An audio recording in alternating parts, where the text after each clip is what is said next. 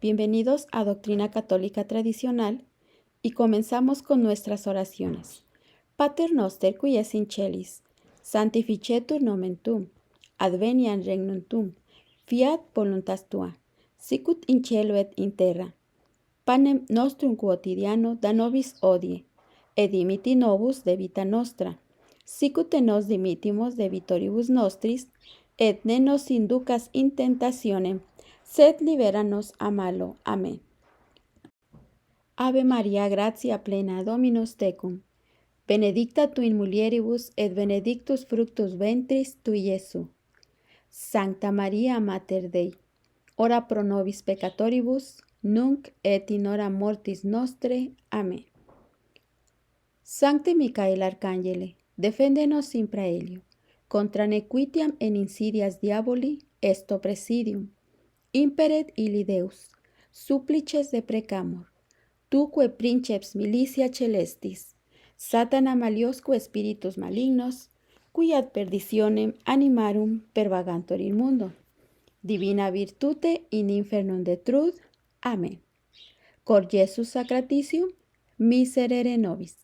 Cor Jesus sacratitium, miserere nobis. Cor Jesus sacratitium, miserere nobis. Las canonizaciones en el magisterio pontificio de ayer y de hoy. ¿Cómo analizar? ¿Cómo juzgar? A la luz del magisterio. Veamos. Esta es una reflexión del padre Álvaro Calderón de la Fraternidad Sacerdotal de San Pío X. Y comienza de esta manera. Siempre la Iglesia rindió culto público a los santos, primero a sus mártires y luego, a partir del siglo IV, a los confesores. Aunque solo el Papa tiene autoridad para juzgar si algún servidor de Dios puede ser honrado como santo por la Iglesia Universal. Durante los 10 primeros siglos, fue la piedad del pueblo cristiano quien los canonizaba, más o menos dirigida por sus obispos y con el consentimiento tácito de los pontífices romanos. Pero como no faltaron abusos y negligencias, los papas comenzaron a ejercer un mayor control en estos procesos, terminando por reservar para sí la facultad de canonizar a los santos. El primer documento que menciona esta reserva es un decretal de Alejandro III del año 1170. Analicemos y veamos las canonizaciones de ayer. La vida ejemplar de los santos es una de las notas que distingue a la Iglesia de toda otra falsa religión.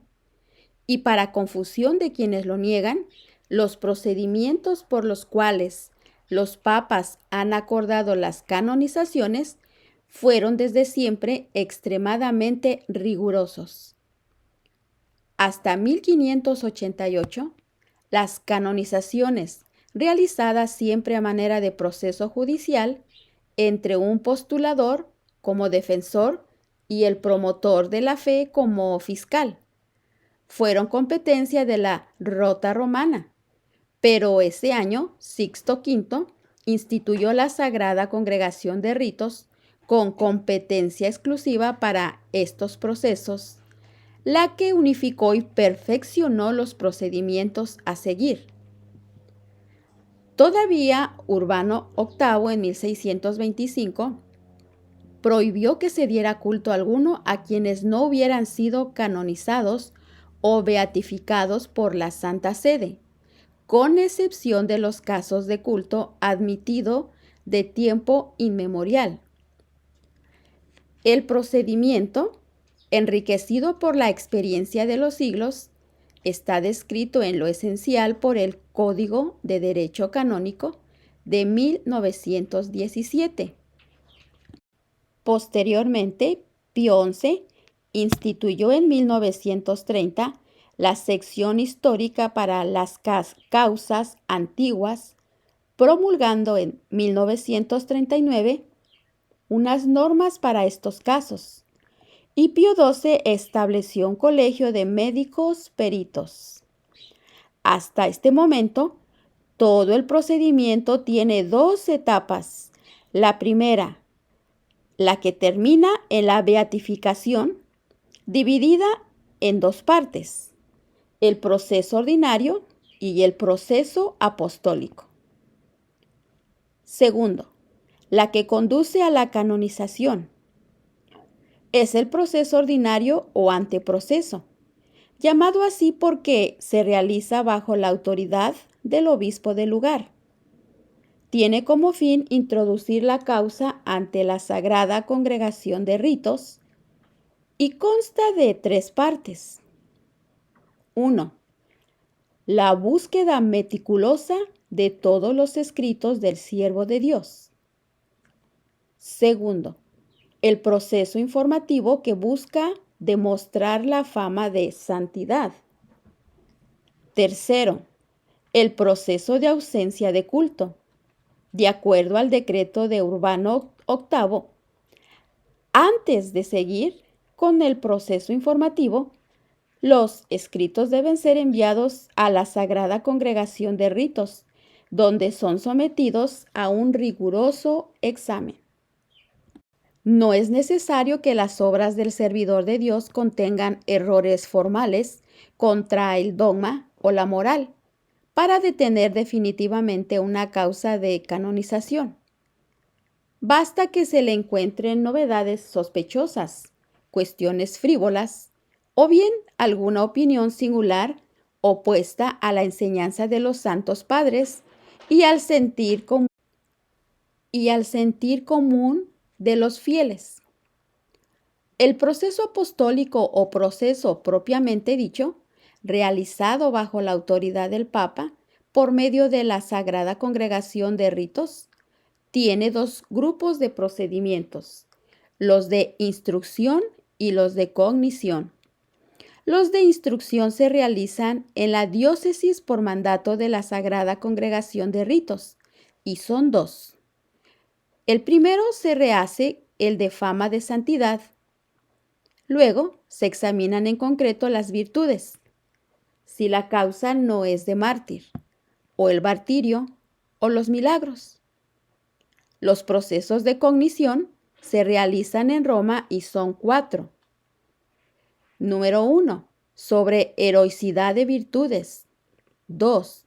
Sobre martirio y su causa. 3. Sobre milagros. 4.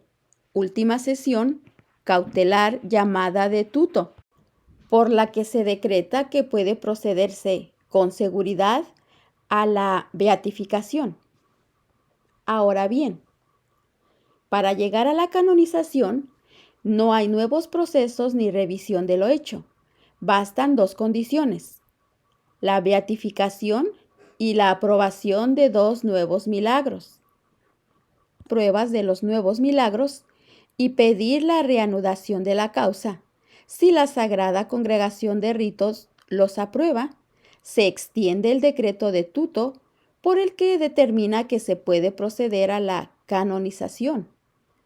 Hay todavía un triple consistorio en que el Papa se reúne con los cardenales y obispos, y finalmente, si es su voluntad, el Romano Pontífice dicta la bula de canonización con fecha del día de la solemne ceremonia litúrgica en la Basílica de San Pedro del Vaticano. Ahora veamos las canonizaciones de hoy.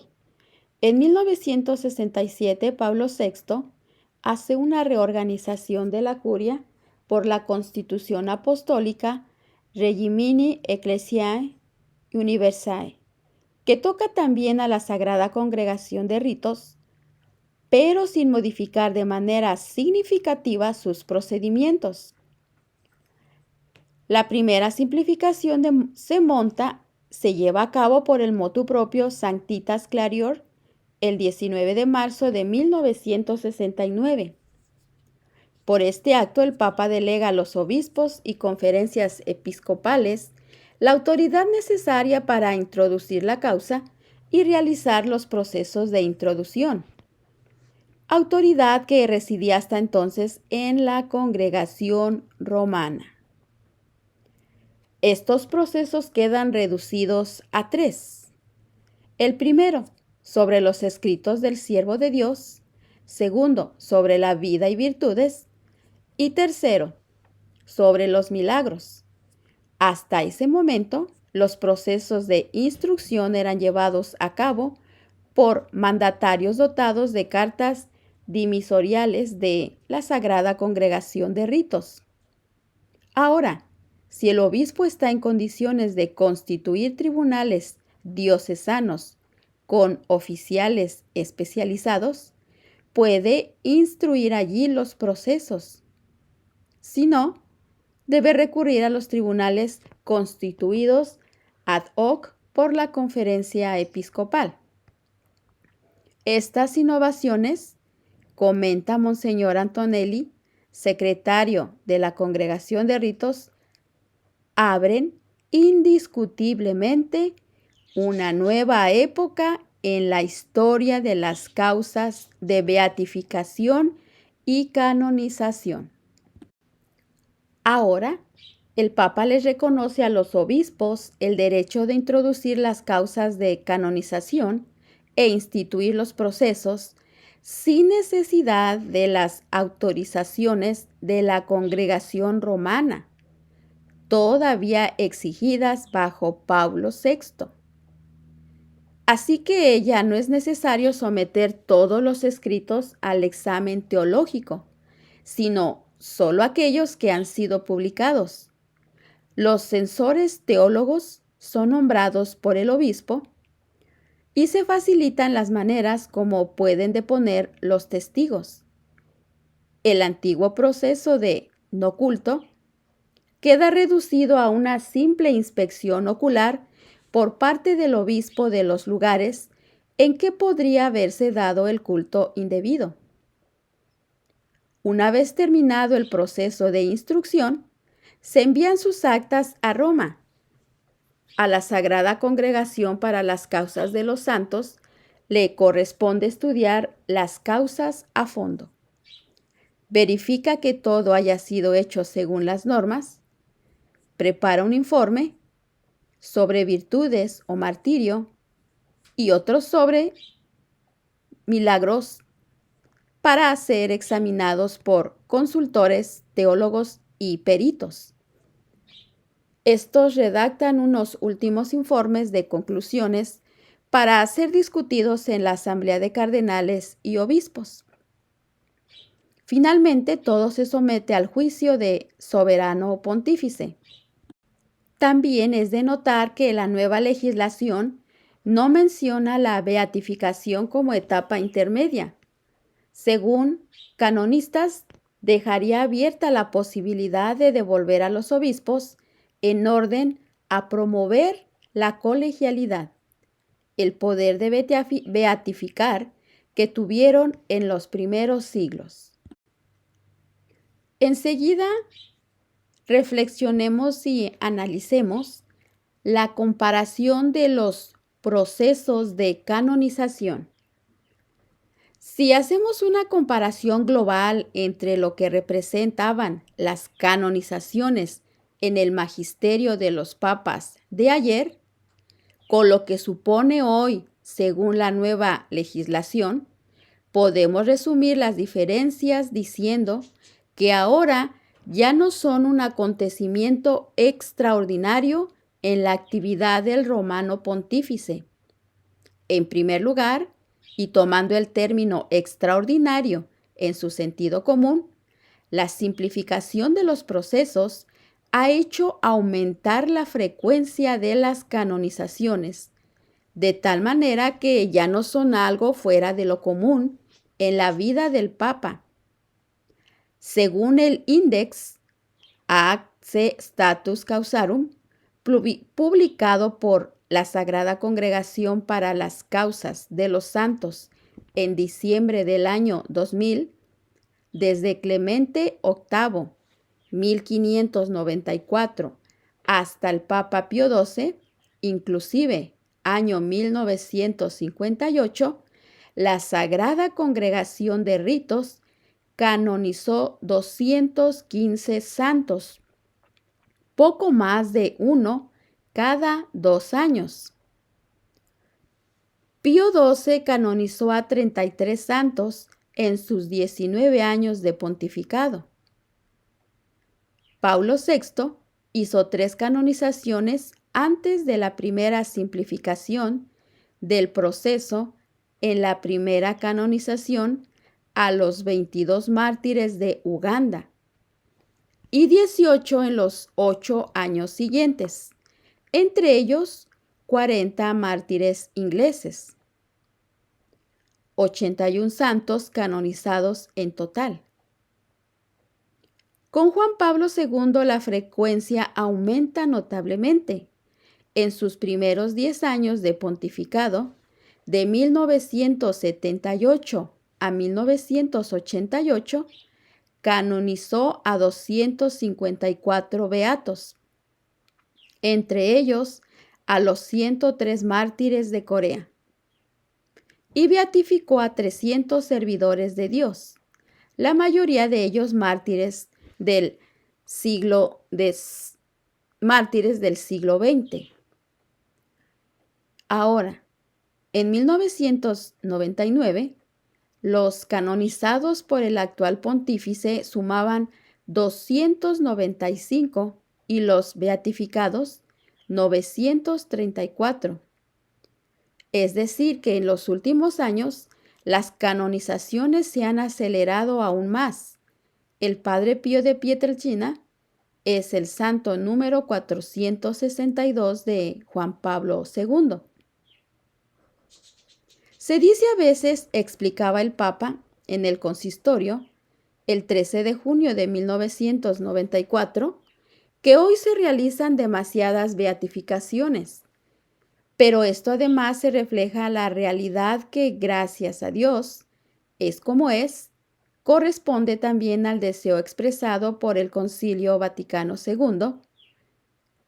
Tanto se ha difundido el Evangelio en el mundo y tan profundas son las raíces que ha echado su mensaje, que precisamente el gran número de las beatificaciones refleja vivamente la acción del Espíritu Santo y la vitalidad que brota de él en el campo que más esencial es para la Iglesia, a saber, el de la santidad.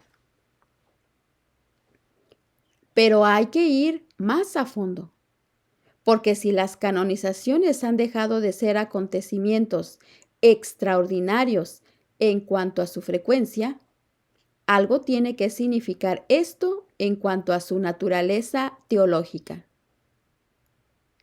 Los teólogos llaman magisterio extraordinario del Papa, primera y principalmente, a las definiciones ex cátedra en materia relativa a doctrinas de fe y costumbres. Sus otras actividades ya relativas a doctrina como las enseñanzas dadas en discursos o cartas encíclicas, ya relativas a hechos concretos como las decisiones disciplinares, constituyen el magisterio pontificio ordinario.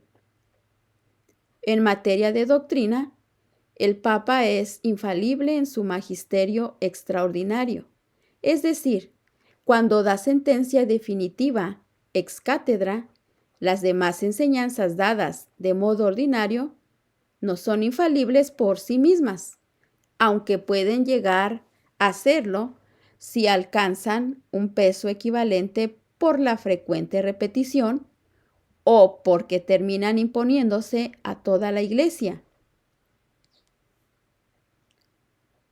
En las sentencias relativas a hechos particulares, dice Santo Tomás, como en lo que hace a posesiones, crímenes o cosas así, es posible que haya error en el juicio de la Iglesia a causa de falsos testigos. La canonización de los santos, sigue diciendo Santo Tomás en el mismo tema, es algo medio entre estas dos especies de sentencias, como el honor que tributamos a los santos es cierta profesión de fe por la que creemos en la gloria de los santos. Hay que creer piadosamente que tampoco en esto puede errar el juicio de la Iglesia. Habría entonces que considerarlas también hoy, a pesar de que ocurran ordinariamente como actos que pertenecen al magisterio pontificio extraordinario. Para juzgar si un acto del magisterio pontificio debe considerarse ordinario o extraordinario, hay que tener presente el siguiente criterio teológico. Si bien el carisma de la infalibilidad no depende de la industria que el Papa ponga para certificarse de la verdad de sus actos, sino solamente de la asistencia del Espíritu Santo a la que el pontífice acude según su libre voluntad. Sin embargo, para no tentar a Dios, el Papa obra en cada caso como acostumbra hacerlo cualquier otro maestro humano.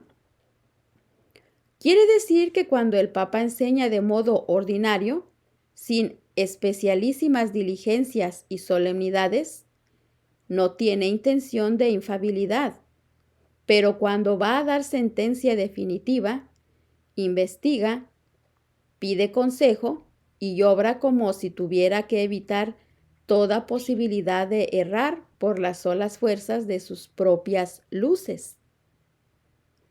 Estas diligencias hechas a modo humano son claro indicio del grado de autoridad que el romano pontífice le otorga a cada uno de sus actos. Cuando los papas, hacia el siglo XI o XII, retiraron definitivamente a los obispos la facultad de juzgar en materia de santidad y tomaron en mano propia la conducción de los procesos de canonización, estableciendo 1000 cautelas para certificar personalmente, por medio de oficiales y organismos de la misma curia romana, la realidad de los hechos.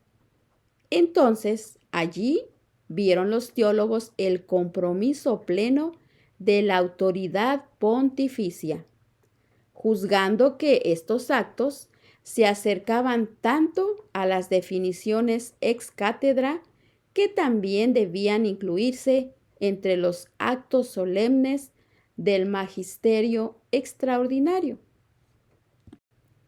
Ahora, en cambio, Roma ha vuelto a dejar a los obispos diocesanos la responsabilidad de juzgar los hechos por sí mismos o por los instrumentos por ellos establecidos, consideradas las cosas humano more, según las reglas de los juicios humanos.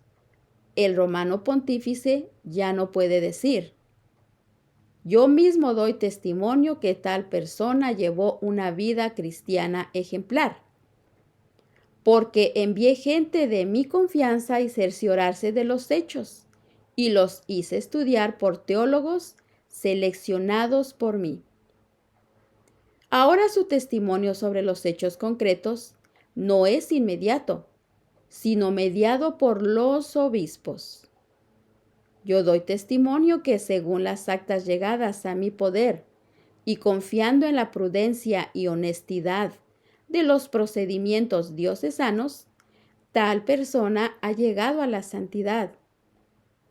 El valor de una sentencia dada en estas condiciones es evidentemente mucho menor, porque, por una parte, la autoridad científica de un tribunal diocesano es mucho menor que la de la congregación romana, que selecciona a sus miembros entre los más expertos del mundo entero.